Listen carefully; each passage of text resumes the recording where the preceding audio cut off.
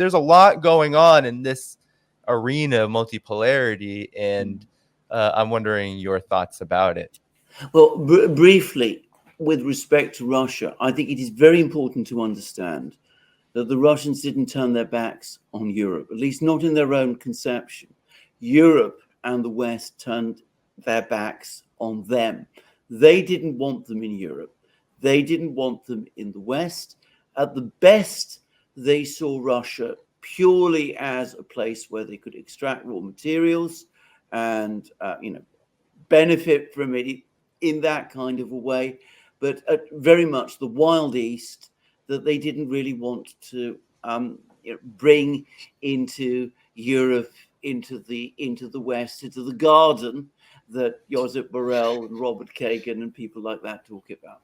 And I think what has happened is that the moment of real revelation of this came over the period of Putin's presidency, because Putin, when he first became president, was somebody who was very committed to integrating Russia into the EU and the West. If you look at his early speeches and early commentaries, the people he made his friendships with, wasn't with Xi Jinping's, wasn't with, Hu Jintao or someone like that.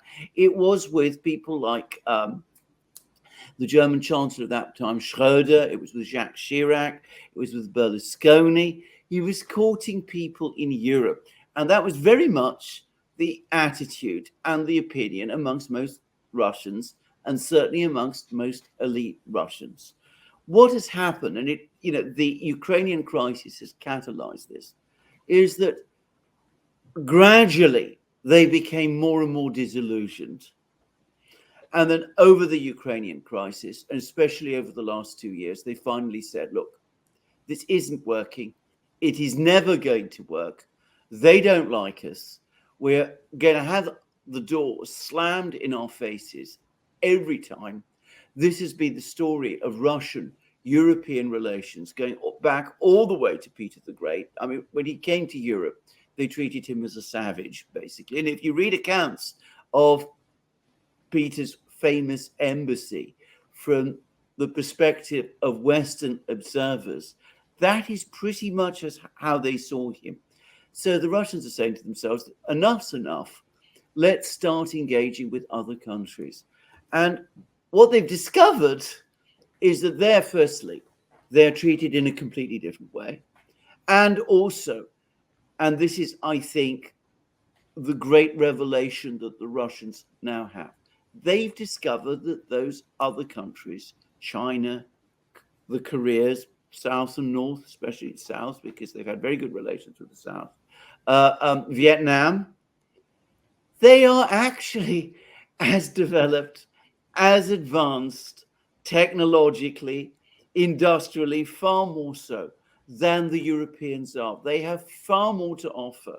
Not only are the Russians welcome there, but it's no longer a case that forging a relationship with China is like forging a relationship with a country that the Russians have been incessantly told is backward and primitive or something of this kind. And I think this has been, for the Russians at least, a liberating experience. And I don't think this is something that in the West people fully understand, that they find for the first time that they're dealing with people who respect them and like them and remember a lot of what the Soviet Union did, which was positive during the Cold War, in India, in Africa, in Latin America, in those sort of places. But also countries that have everything that Russia needs and more, to an even greater extent than the old countries in Europe did. So this has been a liberating moment, and the Russians are not going back on this.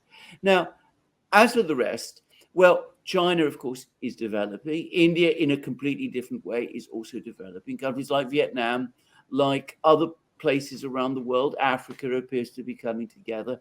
Latin America is now starting to assert itself in ways that it never did. And by the way, the Russians are now working to agree visa-free travel for Latin Americans to Russia, which is quite a big thing. Anyway, this is inevitable. This is history. We cannot imagine the idea that the world will be a world forever dominated by a small group of countries gathered on each side of the North Atlantic is profoundly anti-historical. It is simply wrong. And this is ultimately what multipolarity is. And the great tragedy and the great disaster is that the European countries and the Americans, very accustomed to this period of about 300, 400, 500 years of Western dominance, which is a short period in terms of human history, find it very, very difficult to accept this and are trying to push back on it and are using the still very considerable power that they actually have to try to prevent it happening and to turn it back. And that is both dangerous and it is misguided. It will either fail completely or it will result in a catastrophe, a human catastrophe, which one doesn't want to imagine. I think that is very well said. I agree with all of that. The comment about how liberating this is for Russia, I think that is spot on. And it's very important for people to understand that the West has this concept that they are so superior because when they go around the world, unfortunately, so many times the ruling circles in these countries do look up to the West. I know that's the case in Southeast Asia, although it's changing. This is changing and it is liberating. I think it's liberating for all of these countries to realize the West, there is nothing fundamentally special about the West. They have accumulated all of this power and wealth, and that is why they're standing above everyone else. But as other nations begin developing technology, developing their economies and their military, we see that even greater things are possible because there's just so many more people in these other countries, India, China, Eurasia in general. And then I think we will see the same come out of Africa and South and Central America. So that's one really important thing to keep in mind. The other important thing to keep in mind is that these circles of power in the West, they see themselves as superior. They see everyone else as inferior. They do not see them as partners. They pretend that they do when they go to visit them, although this is very thinly veiled sometimes. President Joe Biden in Vietnam talking about what did he call it? Did he call it the third world? I think he might have called it the third world. So very thinly veiled act that they see these other nations as equal partners. They do not. They see them as inferior. They see them as nations that should be subjugated beneath them, or Alexander, as you were talking about India in a recent video with Alex, in America's orbit. India should be in America's orbit. So this is unacceptable. Everyone should find this unacceptable. And I think the promise of multipolarism is to create a system where nations are dealing with each other as equal partners, and this master and subordinate, this formula that the West for generations has applied, this no longer applies. The garden and the jungle. That's what I'm seeing in the chat. The garden and the jungle. And didn't what did Sarah Ashton Cirillo say when she was getting punked by Vovan and Lexis? She said that the Russians, like justifying her going after journalists and going after Russians, she said the Russians are not European. They're descendants of Mongols, or they're Asians. She said something like that. I know I'm messing up. Asians. Yeah, she said they're descendants of Mongols and they're Asians. Yeah, she said something like that. But that reveals what she's listening to. She's getting these talking points from someone, from some people. And so this is how they see things. And to put it simply, the collective West, they really messed up because all the countries that they've sanctioned, all the countries that they've disrespected, colonized, or pillaged from, they're all coming together now. This is going to be a problem for the collective West. Well, if I could just read off. Oh, sorry, Brian. Well, Jump I in. was just going to say, I think the biggest concern in the West regarding China's rise, other than their hegemony evaporating, is the comeuppance that they have coming to them. They're just worried, what if China does to us what we've done to them for so long? They're not really looking forward to finding out. Well, I wanted to read the statement that you were referencing, Alex, from Sarah Ashton Cirillo. I think she's been deposed, right? She's been. Yeah, I don't know. What Yeah, the it's fine. situation is. Maybe she's back already. Whatever she was, it was very strange. Spokesperson for the armed forces. But she said Russians are not Europeans. Russians are Asian. Ultimately, they do come from the Mongols. So, Alex, you were correct. She did mention the Mongols. They do come from a grouping of people who want to be slaves and want to be led, just as it was from the days of Genghis Khan. I wish the rest of Europe and the Western world understood that Europe ends at Ukraine. We're protecting European values and Western values the same way those did hundreds and thousands of years ago when Mongols came in. So pretty picture perfect image of what people like this are thinking. But perhaps last on this note, the Syria-China strategic partnership, if you could just give your comments on this, because it comes as China is being said to be collapsing economically. It comes after Biden's Asia tour was a huge flop. And it also comes as now the neocons are talking about China in relation to Ukraine. But this, the Middle East, the Arab world, the nations within West Asia, there's been a lot of moves of late. This comes in the context of a whole lot of developments there, some current and some just in recent history. So whoever would like to maybe conclude, we can conclude on this note. Briefly, this is a big thing. Assad going to China is a very, very big thing, because China is, of course, the other big pole of power at the moment, and it is the rising pole. All this talk about China on the verge of collapse, its economy being in pieces. I'm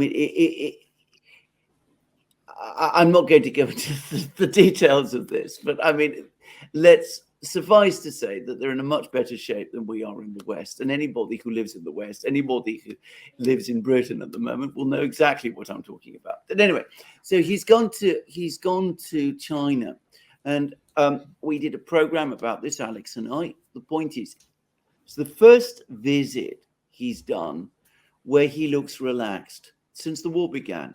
He's brought his wife with him. He's never done that recently. So he's brought his wife with him. They've gone to China. They look relaxed. They look actually happy. It's not tense negotiations and all of this. And that in itself is a big indicator, not just to Assad personally, but to people in Syria, that the worst is now definitely behind us. We're normalizing. And of course, China has the means to normalize the situation in Syria.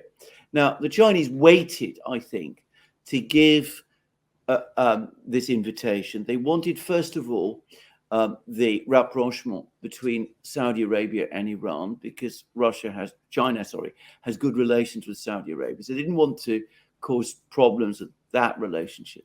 And they wanted Syria also to rejoin the Arab League, which of course it has now done. So they wanted to receive this leader of the Arab world, who is now in good standing. They received him in a most interesting way. So Xi Jinping says that, he praised Assad's steadfastness and his ability to defend his strength in defending his country. Well, we all know against whom.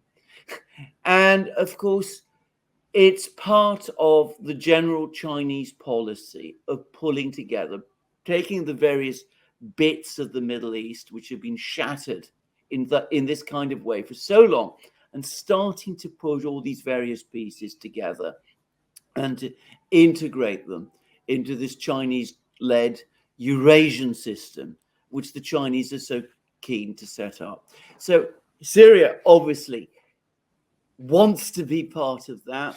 It will help Syria finally to normalize. And of course, for China, it enables China to start to rebuild its positions across the Middle East. China had very strong historic positions in the Middle East. That was where the Silk Road used to run through. People often forget about these things, but in China, they tend not to. And of course, it provides China potentially with access to the land access if they ever wanted to the Mediterranean. I think that's, I agree with all of that. I think Alexander laid out the steps that China went through in order for this to happen. And it just illustrates the amount of patience and geostrategic thinking that is taking place in Beijing versus the knee-jerk reactions happening in Washington, London, and Brussels. And as Alexander said, China has the means to normalize things with Syria. They have the means to rebuild Syria. Syria needs to be rebuilt. They also need to be connected to a region that is no longer at constant war. Again, provoked by the United States and its allies, deliberately so, to prevent stability, to prevent the region from coming together and moving out from under the shadow of Western hegemony that has been cast over it since the fall of the Ottoman Empire. And so we are watching this take place. This is another stepping stone in a very long process that is not going to happen overnight. I think all of us who have been following geopolitics for a long time, when we heard about BRICS, a lot of people a long time ago used to think that this was going to happen very quickly. It wasn't, but it is happening. And as a matter of fact, I would say back then I thought this would take 20, 30, 40 years to unfold, but it's happening much faster than I thought that it would, especially now. And the irony here is that it's mostly things the West is doing that is creating the catalyst for this to accelerate. I think that is very interesting. I think that's something we have to keep a close eye on. Yeah, I don't have anything further to add. If there's one country that could solve what the problems that Syria has, it's China. So, yeah, no, it's we'll definitely have to keep a lookout on all of this. I mean, yeah, as all you said, it's huge. All of these things are huge. They're making China, Russia, making huge inroads in this larger project of a multipolar world. And Brian, as you said, the West has a huge part to play in why this is all occurring, because unlike the Cold War, even if we are in a Cold War 2.0 right now, the range of politics and the range of the ways in which each of these individual countries go about things is quite different. What's uniting all of them and what's growing BRICS, what's growing a lot of these institutions is pressure from the West itself, and the way that the West is really kind of committing a self-destruction as it seeks to maintain hegemony. But I've kept you all a very long time. I just really add one last thing. I just wanted to throw this in. The approach China is taking to the Middle East, because we've always heard about peace in the Middle East. We saw the United States pretending to attempt to broker this peace. And it was always done in a very superficial, disingenuous way. They always said, oh, the Palestinians and the Israelis, they've been fighting since the Bible. It's hopeless. It can't be done. And the peace efforts were always empty, meaningless. And then you see China come in. They begin addressing the socioeconomic and geopolitical fundamentals that were driving this. And most importantly, the West's influence over the region. That was the primary cause for this. And by creating alternatives for these nations to pivot away from this toxic relationship with the United States, this is what's finally allowing peace to begin flourishing in the region. It's very important for people to see through the ideology, the religion, the belief that this is all driven by those things, and see the actual fundamentals that matter and how China is changing those fundamentals to actually create tangible changes and improvement in the region. Thank you for tuning in to my latest video. I appreciate all of your support. This channel, however, needs your help. I am seeking to make this channel more sustainable in the long term and upgrade necessary equipment to ensure that this work continues onward and makes progress to give you all of the geopolitical analysis that you all deserve. For that reason, I'm asking you to become a member of my Patreon community at patreon.com/DannyHaiphong. You can find that link in the video description or in the pinned comment below. For whatever amount you choose to give, just know you are supporting independent media that you can't find anywhere else. Thank you so much, and I look forward to the next video.